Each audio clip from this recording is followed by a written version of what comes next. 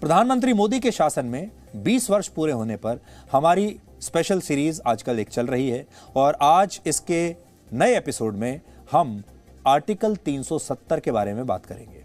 5 अगस्त 2019 को भारत सरकार ने जम्मू कश्मीर से आर्टिकल 370 हटाने का फैसला किया था। इसके तहत जम्मू कश्मीर को मिला विशेष राज्य का दर्जा समाप्त हो गया और एक झंडा एक विधान जम्मू कश्मीर में भी लागू हो गया। आर्टिकल 370 हटाए जाने के बाद बीते 2 वर्षों में जम्मू कश्मीर में 5 बड़े बदलाव हुए हैं। पहला, आतंकवादी घटनाओं में कमी आई। गृह मंत्रालय की रिपोर्ट के अनुसार 2020 में आतंकवादी घटनाओं में 59% और 2021 में अब तक 32% की कमी दर्ज हुई है। हालांकि आजकल अगर आप देखें तो कश्मीर में एक बार फिर से हिंसा थोड़ी बढ़ी है, लेकिन ये हिंसा धर्म के नाम पर की जा रही है और जो माइनॉरिटी में है वहाँ पर, यानी जो कश्मीरी हिंदू हैं वहाँ पर, उन्हें आतंकवादी चुन चुन कर उनका आईडी कार्ड देखकर उन्हें मार रहे हैं। दूसरा बदलाव, पत्थरबाजी और अलगाववादी की दुकान पूरी तरह से बंद हो गई। तीसरा बदलाव, भ्रष्टाचार पर रोक लगी, तेज गति से विकास कार्य होने लगे, सभी घरों में बिजली पहुंची और अब जम्मू कश्मीर और लद्दाख में 8000 किलोमीटर लंबी सड़क बनाई जा रही है। नए अस्पताल बन रहे हैं, स्टेडियम बन रहे हैं, हर पंचायत में खेल का मैदान और यूथ क्लब खोलने पर काम हो रहा है। चौथा बदलाव, स्थानीय निकायों और ग्राम पंचायतों को अब ज्यादा ताकत मिली है। और पांचवा बदलाव, कश्मीरी पंडितों की पुनर्वास योजना में तेजी आई है और इस वर्ष सितंबर में जम्मू कश्मीर प्रशासन ने कश्मीरी पंडितों की संपत्ति पर अवैध कब्जे से मुक्त कराने के लिए एक पोर्टल की शुरुआत की है। यानी सरकार अब ये कह रही है कि जो कश्मीरी पंडित पहले कश्मीर से भाग गए थे, जिनकी संपत्तियां वहां आज भी हैं, जिनके घर वहां पर हैं, वो वापस लौट सकते हैं, अपनी संपत्ति को दोबारा ले सकते हैं, अपने घरों को दोबारा ले सकते हैं। और आजकल जो कश्मीर में हत्याएं हो रही हैं, इन्हीं कश्मीरी पंडितों की हो रही हैं, क्योंकि आतंकवादी ये चाहते हैं कि सरकार की ये जो योजना है ये फेल हो जाए। इस बदलाव पर हमने आपके लिए एक स्पेशल रिपोर्ट तैयार की है जो आपको आज देखनी चाहिए।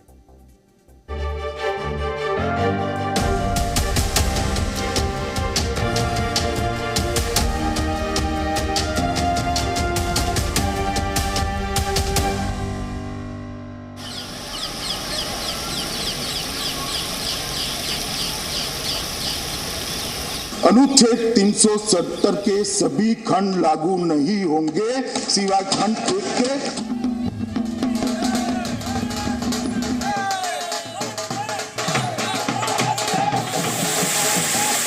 आर्टिकल 370 और 35A को हटाने का काम 2/3 बहुमत से पारित करना।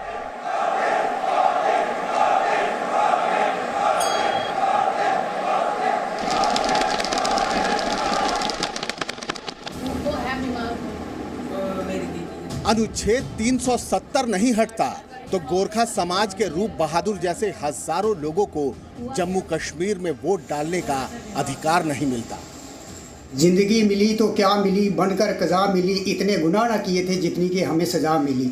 सर, बड़े जुल्म सितम से कहना पड़ता है कि हमारे पूर्वजों ने यहाँ पर अपने बलिदान दिए, जाने निछावर की अपनी इस मातृभूमि के लिए, अपने इस राज्य के लिए, लेकिन फिर भी हमें फंडामेंटल राइट से वंचित रखा गया था।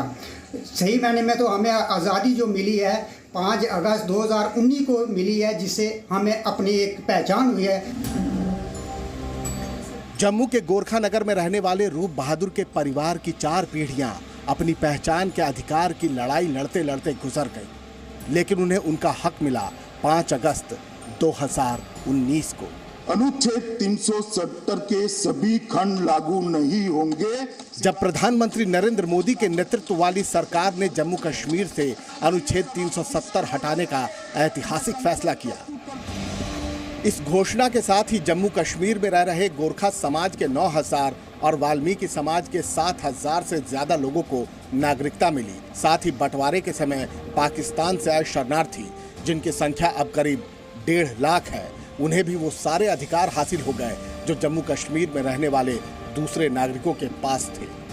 हमारी गोरखा कम्युनिटी के लोग, बच्चे जो यहाँ के जैन स्टेट की नौकरी नहीं ले सकते थे, अब वो आवेदन पत्र भर रहे हैं। अब हमें उम्मीद है कि हमें जैन के स्टेट में नौकरी मिलेगी। इससे पहले हमें इस चीज़ से काफ़ी हमारे हक हकूक़ से वंचित रखा गया था।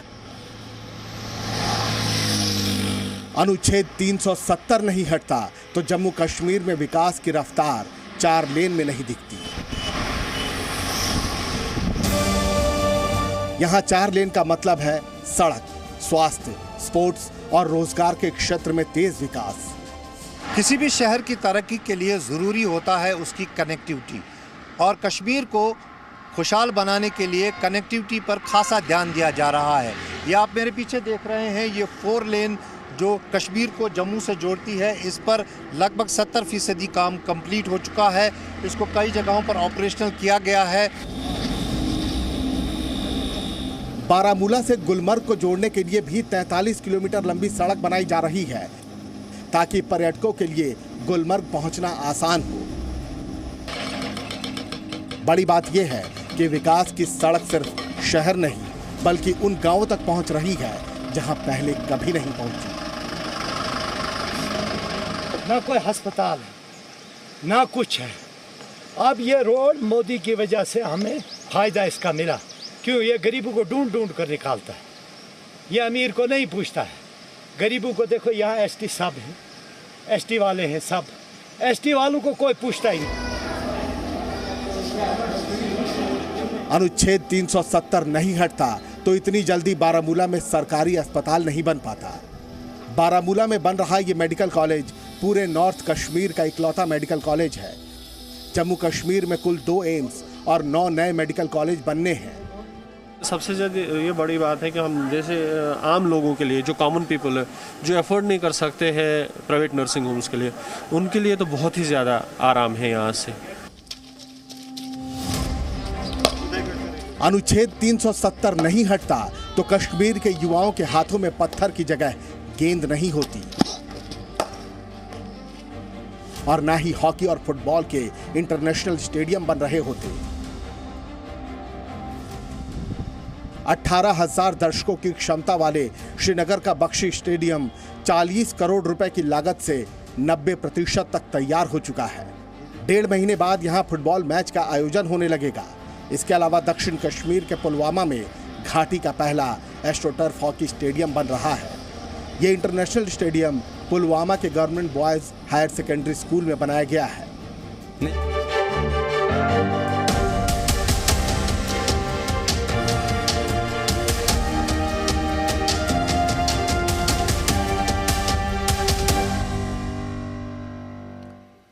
ये वो तस्वीरें हैं जो भारत के बड़े बड़े चैनलों के पत्रकारों को, उनके कैमरों को दिखाई नहीं देती।